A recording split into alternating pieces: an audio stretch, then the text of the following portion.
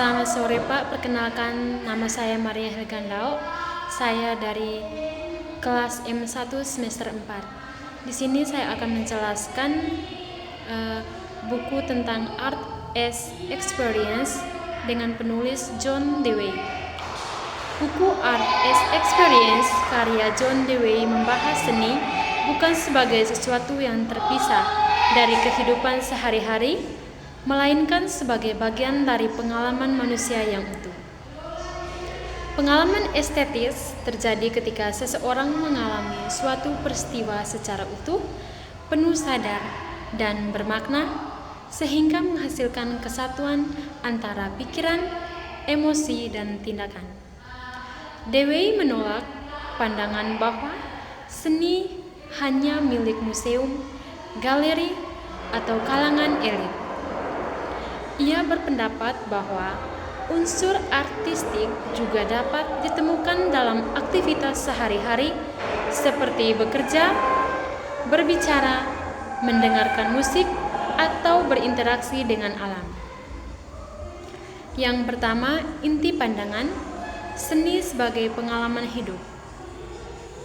1. Menolak pandangan seni sebagai benda terpisah, mahal atau hanya untuk kalangan tertentu. Yang kedua, seni berakar dari interaksi makhluk hidup dengan lingkungan terdiri dari keterangan, ritme, ketimpangan yang juga ada dalam kehidupan sehari-hari. Kedua, benda seni. Karya seni sejati, karya baru pada saat penonton berinteraksi merasakan dan menyelesaikannya dalam pengalaman.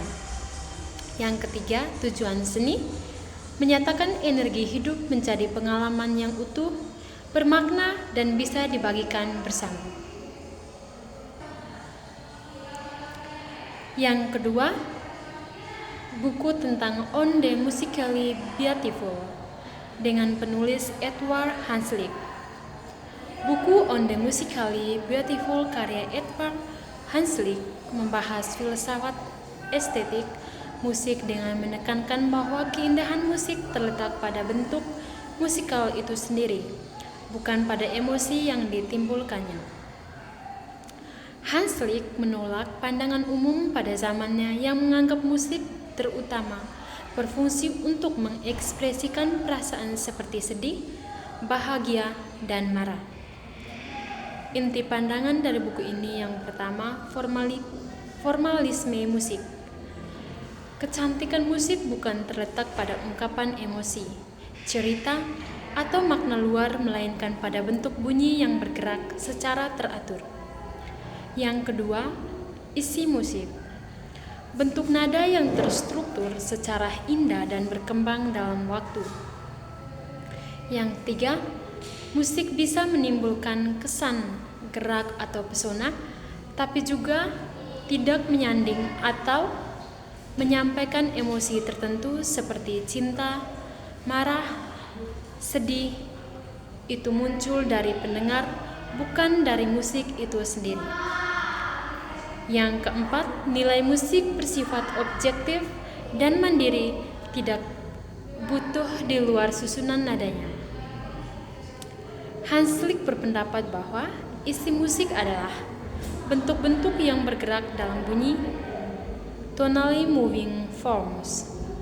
Artinya, unsur seperti melodi, ritme, harmoni, tempo, dinamika, dan struktur komposisi adalah inti dari keindahan musik.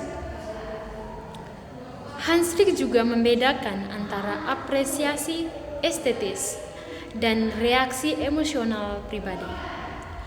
Pendengar dengan baik tidak hanya larut dalam perasaan, tetapi juga mampu memahami struktur, pola, dan perkembangan musikal secara aktif.